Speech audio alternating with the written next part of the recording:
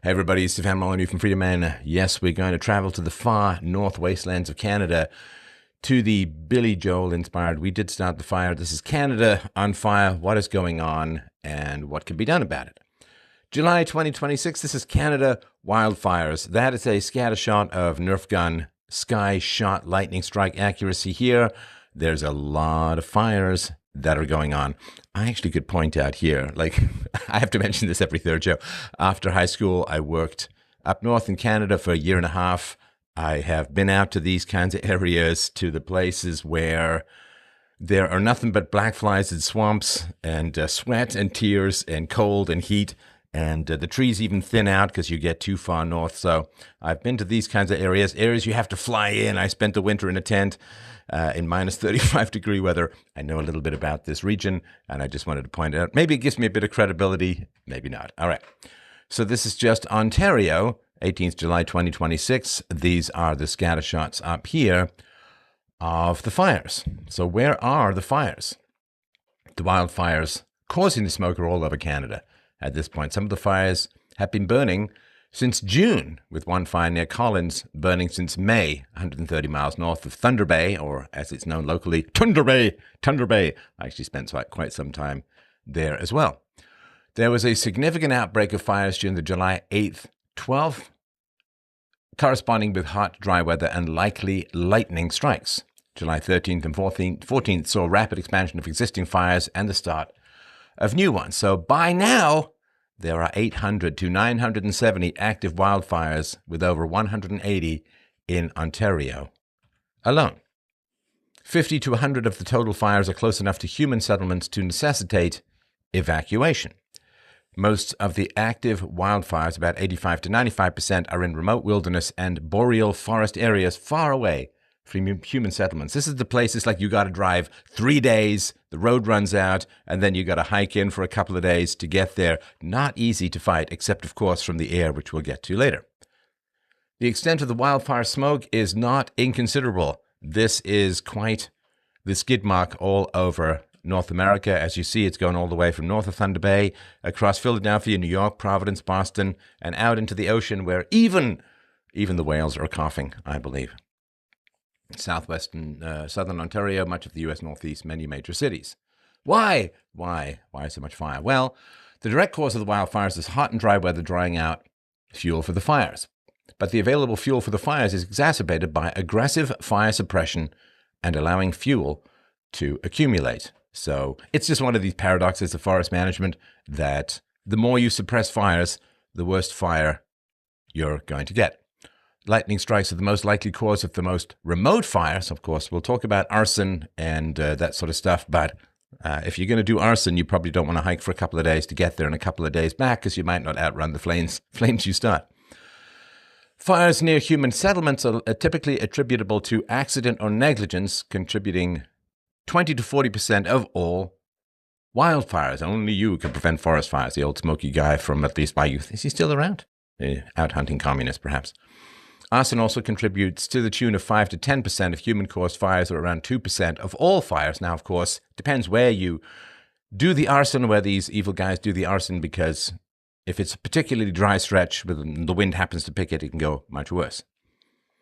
So many posts on X point at the federal government's mishandling as the reason behind this year's flare-up. True, false? Let's find out. So wildfires spread through several means, gossip sowing circles being the most. Embers are carried downwind, which can spread existing fires and ignite new ones. Large fires create new weather systems, entire new weather systems, much like my forehead, called pyrocumulonimbus, I always get the tongue twisters, which themselves emit lightning strikes, increasing the potential for new fires. So the fires summon the clouds, which summon the lightning strikes, which summon the new fires. They also heat and dry out the air, which further dry out fuel downwind. Of course, fuel is just the term for dry tinder and timber and undergrowth that can spread the fire. Why are the fires still going? Well, once a wildfire gets going, it's very difficult to contain and extinguish, unlike my social media career. Many of the fires in Canada are in very remote areas without roads. Crews have to be flown in via helicopter. Boy, and if you ever want to have some exciting times in Northern Ontario, get flown in by some guy known One-Eyed Squinty Pete via helicopter. I've been there a couple of times. It's a little dizzying. Aerial fire suppression is only part of the equation. Marshy areas make it difficult to move heavy equipment in the summer. A single wildfire can take weeks to contain, much less extinguish. And of course, you're very much dependent on the weather. Population and forest coverage in North America. So Canada has about 9,000 times more trees than people, and most of that forest is very far away from major population centers. Canada is got the famous younger brother syndrome with the United States. We claim to dislike it enormously, and we huddle close as possible to the American border continually. There's really not much up in northern Canada. You can go for days and days and days and see nothing but more forest, and more forest, until it thins out to tundra. So what are the costs of the wildfire? Insured losses include property damage, interruption to businesses, and some evacuation expenses, about $3.1 billion nationally in 2023. Total government spending, including evacuations, emergency services, and initial recovery, cost $1.1 billion alone in 2023, just in Quebec. Fire suppression alone was about $210 million of this figure. 232,000 people were evacuated across 282 events.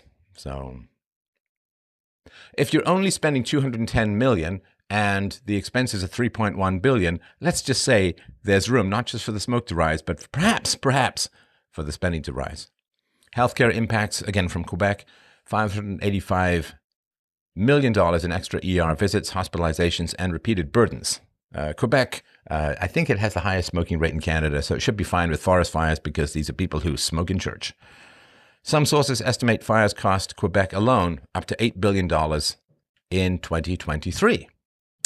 So you could probably spend a little bit more to save some of that money. All right. Definitions. Apparently, I have a few American friends and some friends in Europe who listen and watch to the show. So we're gonna do a little metric imperial back and forth. So hectare, an area of land equating to 0.01 square kilometers, just shy of 2.5 acres. Or, for our American friends, about 2 American football fields, roughly the size of a professional soccer pitch, enough space to park 150 to 200 cars. And if they all idled, it still wouldn't equal a forest fire.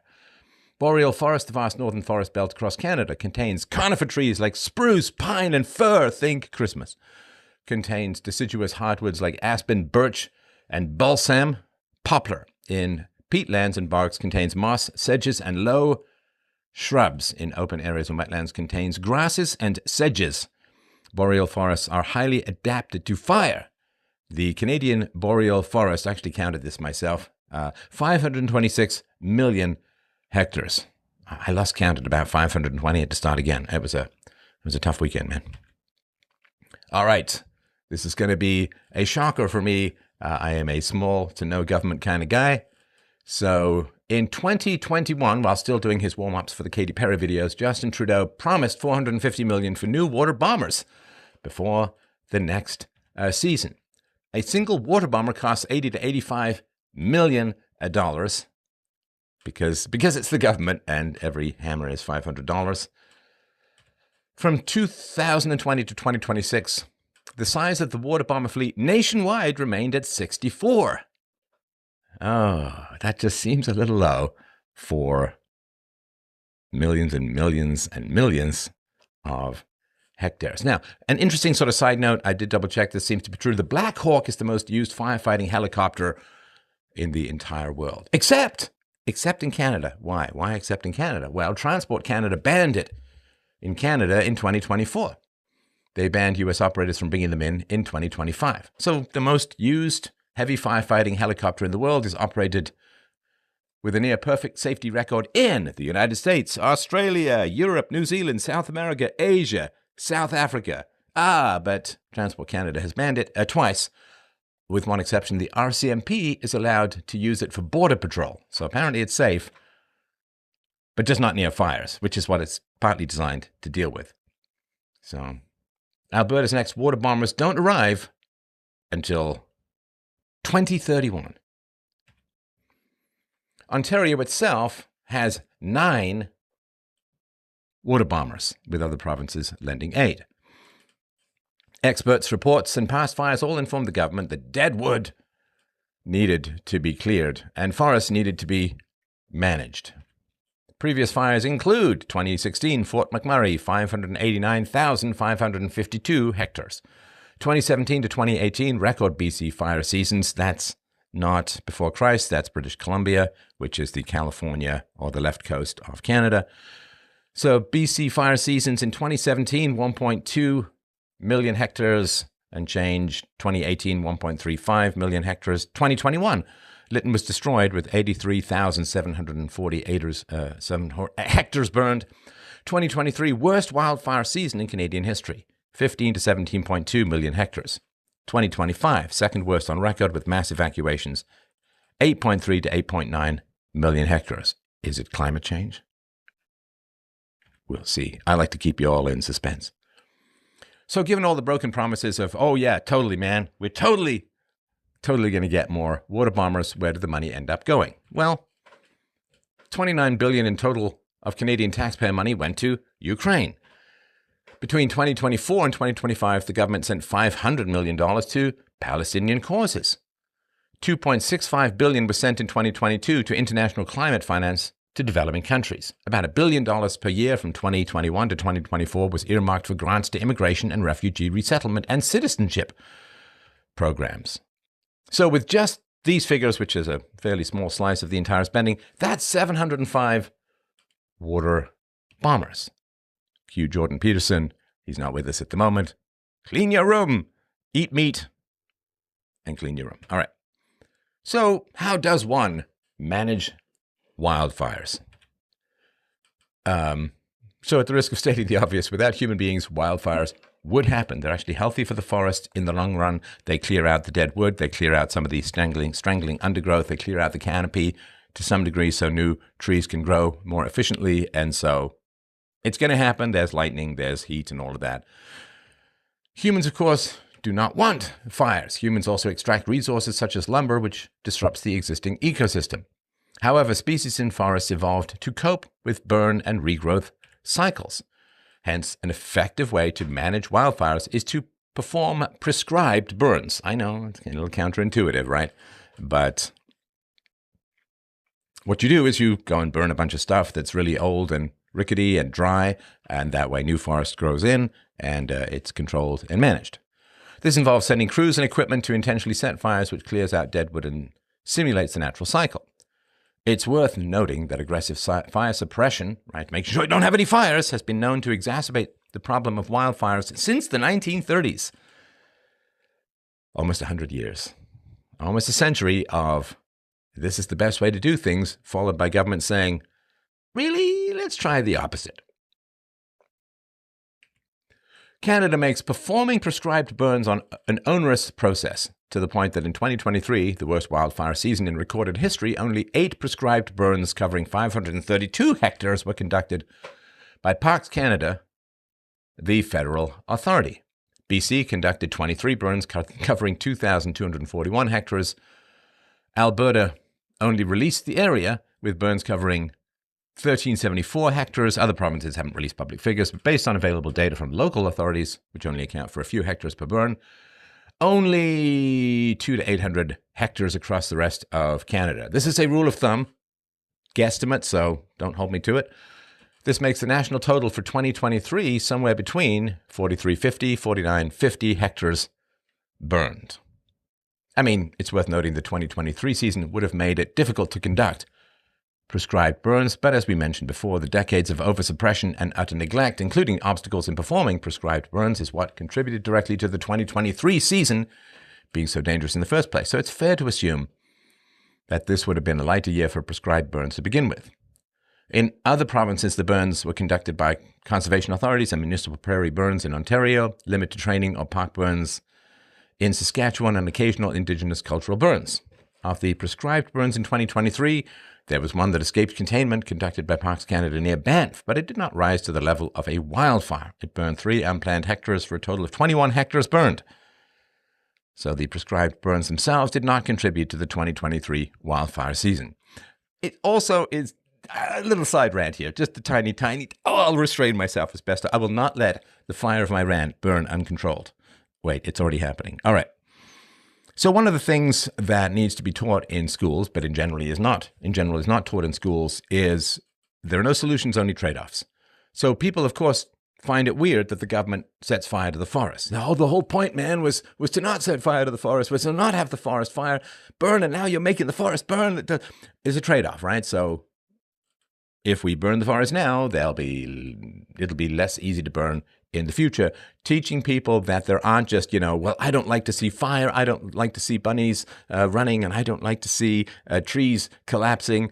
Well, it's going to have to happen one way or another. We either do it in a controlled way or nature does it in an uncontrolled way. So teaching people in government schools, that there are no solutions, only trade-offs is a foundational Thomas Sowell insight, and economics as a whole. There are no solutions. There's no solution called no fires.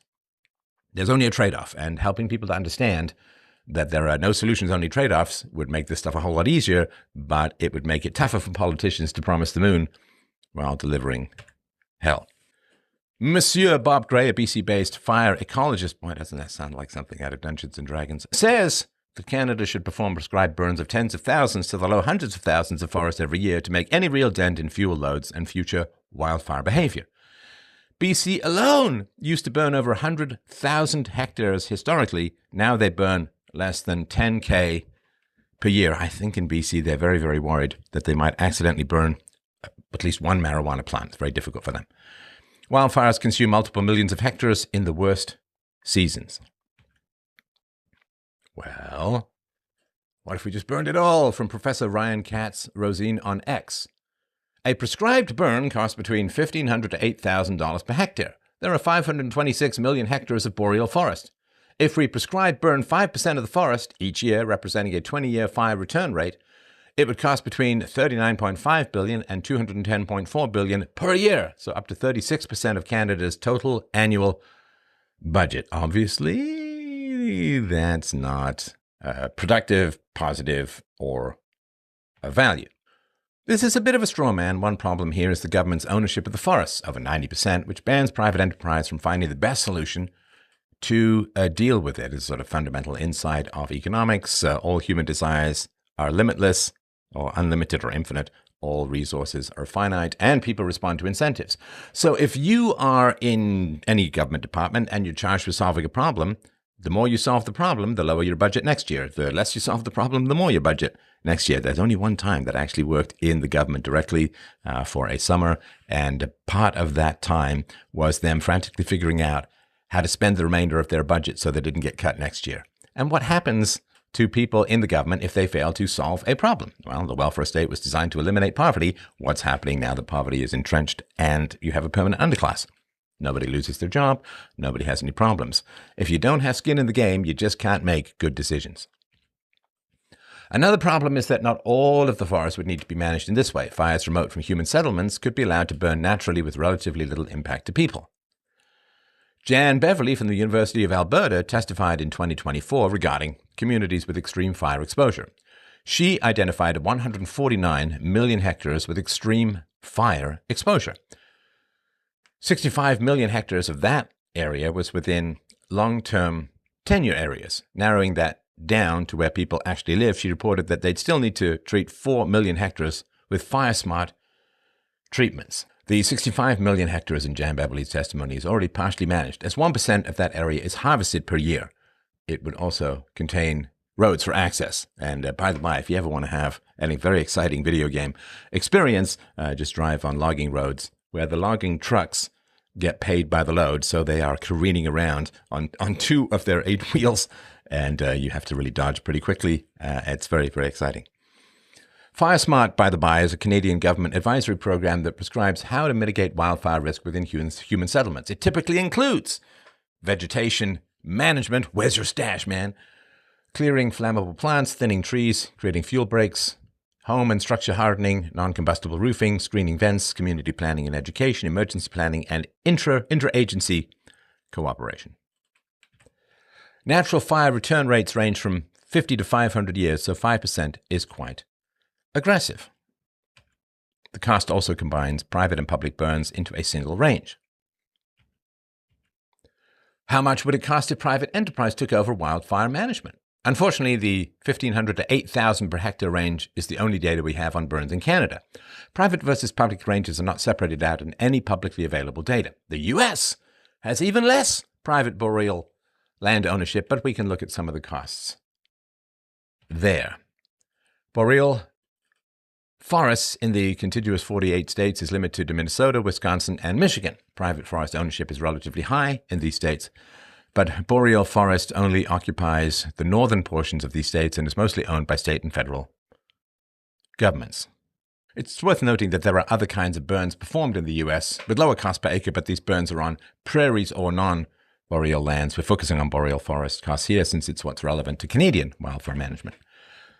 Costs for prescribed burns are not broken out according to forest type. A small 2022 survey in Wisconsin revealed a rate of $508 per acre for all types of forests, or $1,255 per hectare. This rate contained both public and private respondents and was heavily weighted towards private consultants and family forest owners. Alaska is covered in boreal forest and is almost entirely publicly owned. They can conduct burns at $50 per acre or $123 per hectare. Alaskan burns can often be ignited via airdrops and require minimal ground crews. So costs range based upon efficiency. How much would it cost to burn privately? Boreal forest is overwhelmingly held by the provincial governments between 87 to 92%. The federal government holds 4 to 7%. Private land is 3 to 6%. Indigenous land owned or co-managed to 2 to 5%. If we take the highest rate from the US, $12.55 per hectare for joint public-private burns, and translate that to Canadian dollars, we get $1,760 per hectare. This means that US practices with mixed private and public efforts are only slightly over the low end of Canada's burn range, which I find quite interesting. The GDP of Canada attributable to the private sector is about $1.8 trillion. No government budget allocation is needed. Using Professor Ryan's assumptions, let's just say that the high end for private enterprise would be $46.3 billion per year, or about 2.5% of private production. Now, of course, exact figures vary depending on how boreal forest is defined. Different agencies use different definitions. Some land is in transition due to modern treaties and indigenous land claims. GDP does include government production, so we don't really want to count that if we're considering how much it would cost the private sector to handle wildfire management. Private enterprise contributes 82 to 85% of GDP in Canada. If we consider Jan Beverly's testimony and say that all 61 million hectares that sit between remote forests and human settlements need to be managed at 5% per year, the total cost comes to $5.7 billion, or 0.3% of private production. Now, another thing to remember is, of course, where it's burning without any impact on people and it's entirely natural, does it really need to be managed? Arguably no, but I will say this, that most of the places that are smaller settlements up north are maintained by the government. People are still there for the government. You've got social programs propping them up, unemployment insurance, and all kinds of crazy spending from the government to prop up these communities. Otherwise, they would go as, you get these ghost towns all over the place as some mine closes or some local resource dries up or whatever it is, young people move away.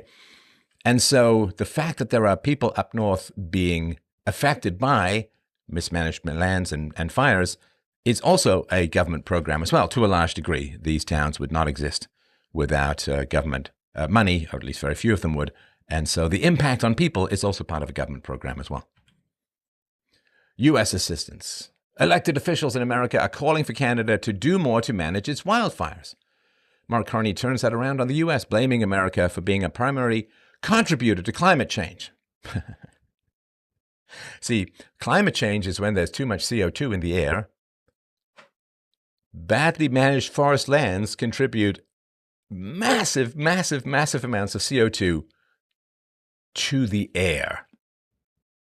So if you really do care about climate change or CO2 in the air, forest fire management would be one of the most important things you could possibly be doing. Trillions of dollars have been taken in carbon taxes. How much of those trillions of dollars have been focused on managing forests because the forest fires out of control because of mismanagement produce massive amounts of CO2, thus driving climate change. So we'll get to climate change in a bit. Oh, yes, we will. But I just wanted to touch on it here. But it's worth noting that Canada has sent billions of dollars overseas and has had plenty of warning about the dangers in their forests. I'd say our forests, but they're not mine. In response to U.S. elected officials, Doug Ford in Toronto said, rather than complain, send support. Okay, let's take that as a possibility. There is a lack of reciprocity on the part of the Canadian government when it comes to American assistance. When Canadian firefighters come to the U.S., the base daily rate is $400 to $800 per day, plus overtime and hazard pay, right? So you go on to help America with its fires, $400 and $800 per day. Canadian firefighters earn 30 to 70% more in the U.S. when compared to home rates. For example, Alberta and BC crews have reported effective daily compensation of $900 to $1,200 U.S., which is at least an eighth of a cart of groceries in Canada these days, so your children can eat somewhat on that rate. Now, that's when they drop. So they drop water on fires and money on firefighters when Canadians go down to the States. But when U.S. firefighters come to Canada, they are sometimes not reimbursed or only receive a minimal stipend.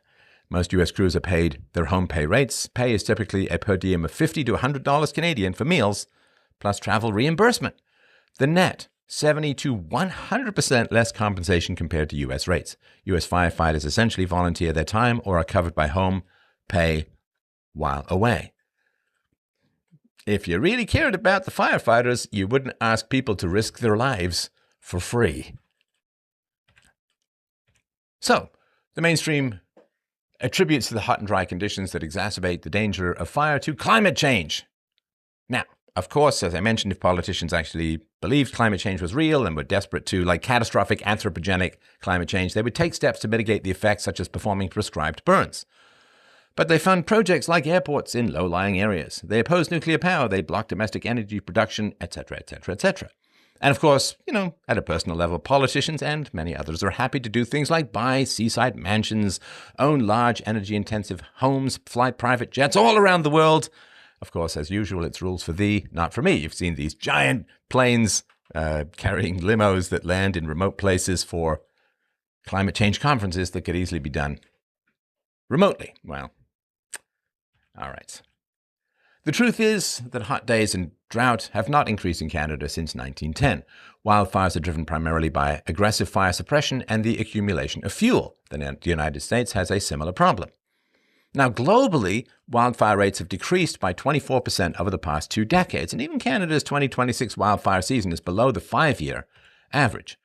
There were more fires in Canada and in the USA in the Little Ice Age, 1300 to 1850, than today.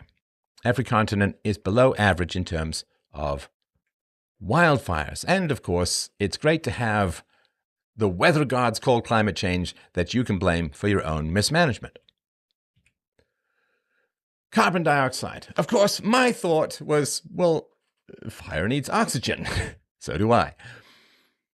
Carbon dioxide is a fire suppressant. So if CO2 is increasing, shouldn't that decrease forest fires? While it is true that carbon dioxide is a fire suppressant, atmospheric concentration doesn't have much effect on wildfires. So my brilliant theory was denied. Oh well. If anything, increased carbon dioxide may have an increased effect on wildfires due to the more abundant presence of plant food, right? So CO2, human beings produce CO2.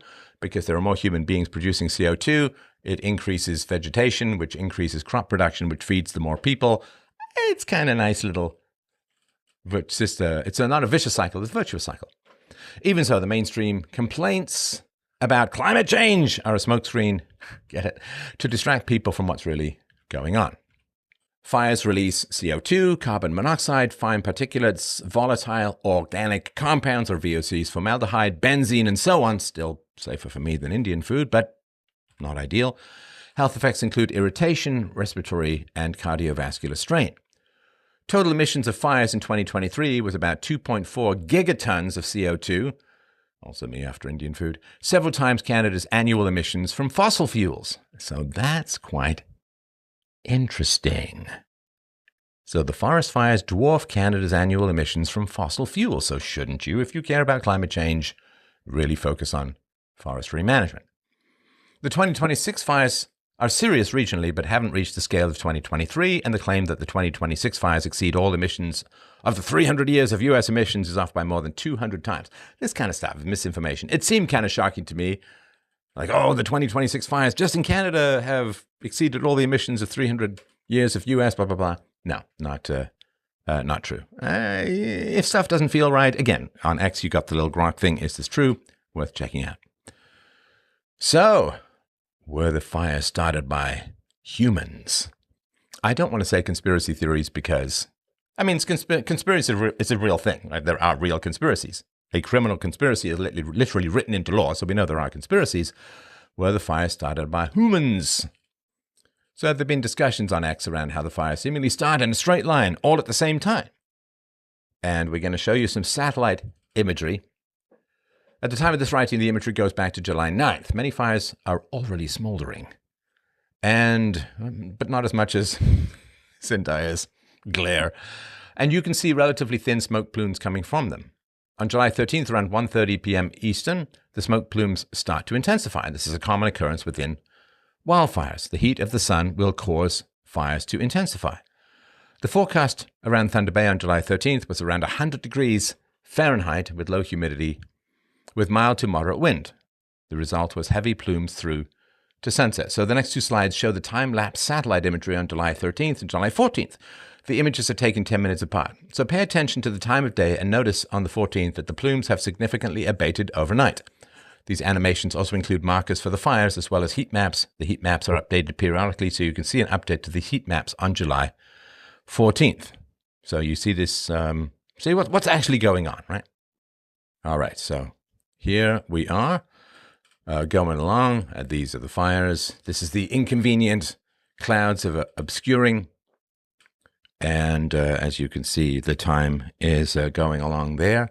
This is Eastern time. We start at 7 a.m. You can see the smoke plumes most clearly in the south. As the sun rises and heats the earth, you can see that the plumes start to grow in intensity between 1 to 2 p.m. right here. This is not fire starting. This is wildfire reacting to the conditions at the time, which were highs around 102 degrees Fahrenheit or 39 degrees Celsius, low humidity, and sustained westerly or southwesterly winds. So it's not a bunch of people out there with big lighters.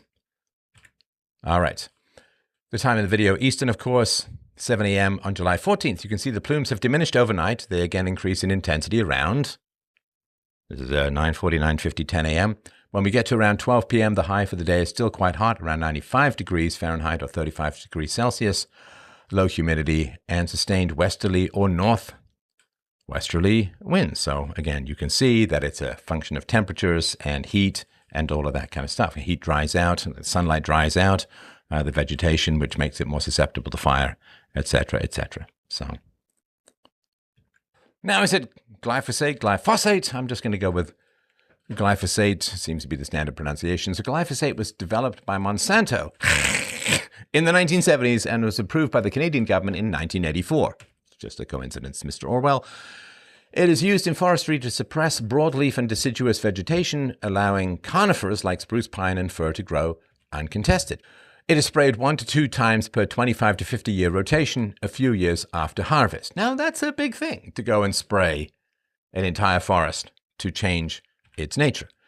Critics say that spraying reduces fire-resistant species such as aspen and promotes flammable conifer monocultures. It also leaves dry, dead biomass, which serves as kindling for fires. Quebec, though, did ban glyphosate in 2001, and yet Quebec sees just as much fire despite the ban. So, what are the health concerns? It smells bad, it irritates your throat. Well, on X, there is skepticism about the smell of smoke from the wildfires, with one user saying, legacy media trying to justify why the air in Canada smells and tastes of chemicals. No mention of the 5 years plus of daily geoengineering spraying. And wildfire smoke does contain low concentrations of benzene, toluene, formaldehyde, and acrolein, which contributes to the sharp chemical or plastic smell. It's not enough to cause long-term harm, but they certainly cause irritation, headaches, and dizziness. And there's more notes. If you want more details about the health concerns, they're in the show notes below. Nitrogen oxides and burn plant resins contribute to the bitter and acrid taste. Authorities have given us little to trust in, but these are normal for wildfires, and of course, the people out there fighting the fires have it much worse. PM 2.5 air quality questions. What is PM 2.5? A fine question. The answer is fine particulate matter, 2.5 micrometers or smaller in diameter, which can be harmful to health when inhaled. It is a significant component of air pollution and can lead to serious respiratory and cardiovascular issues. In reference to an air quality map in Michigan, Steve Milley on X writes, these are not unhealthy levels of PM 2.5. If you inhaled the highest level on this map, 262 micrograms per cubic meter all day, 24 hours, no, don't sleep, it would be equivalent to the PM 2.5 from about 2 drags on a cigarette. Not harmful, not panic warranted, no panic warranted. It's fair to say you shouldn't panic, but it doesn't mean you shouldn't take caution, in my humble, non-medical, amateur, foolish opinion. Normal, healthy people experience respiratory irritation due to wildfire smoke, which is an indication you should avoid breathing it in if you can, especially vulnerable individuals. Chronic exposure to elevated PM 2.5 is linked to respiratory issues, but temporary exposure to PM 2.5 from a wildfire is also not the same as smoking or living in a polluted city. Boy, when I was in Beijing, man, my nose was black at the end of a day around. So what is the solution? Well, whatever the problem is, the solution is always, always, always more freedom. So wildfires are going to happen. They're a complex problem requiring a lot of coordination and intelligent, focused, efficient allocation of resources, which you can't get from the public sector. You need prices, you need incentives, you need people with their savings on the line, you need people passionate about it, and people who are going to gain the benefit of doing it well and suffer the consequences of doing it badly. This does not happen in the public sector. The vast majority of wildfires occur on government-owned land. A tiny bit of a straw man, I acknowledge, because the vast majority of land is government-owned land. But the government does erect all kinds of barriers to sensible management. They very much discourage controlled burns. There is a lack of water bombers and so on. And governments, of course, adapt slowly, if at all. They're frozen in time with regards to aggressive fire suppression, and all the stuff we talked about as having been known for over 100 years is not put into practice, and nobody suffers negative consequences for failing to manage things properly. So I really do appreciate your time. I hope this is helpful. If you'd like the work we're doing here, please consider donating at freedomain.com/donate. No ads, never has been ads on this show. And the sources for this presentation are available at fdrurl.com/CanadaFire. And don't forget, live streams Wednesday night, 7 p.m., Friday night, 7 p.m., Sundays, 10 a.m. Drop by, chat, let me know your thoughts. Love to hear how you're doing, and I really do appreciate your time. This is Stefan Molyneux signing off. All the best. Bye-bye.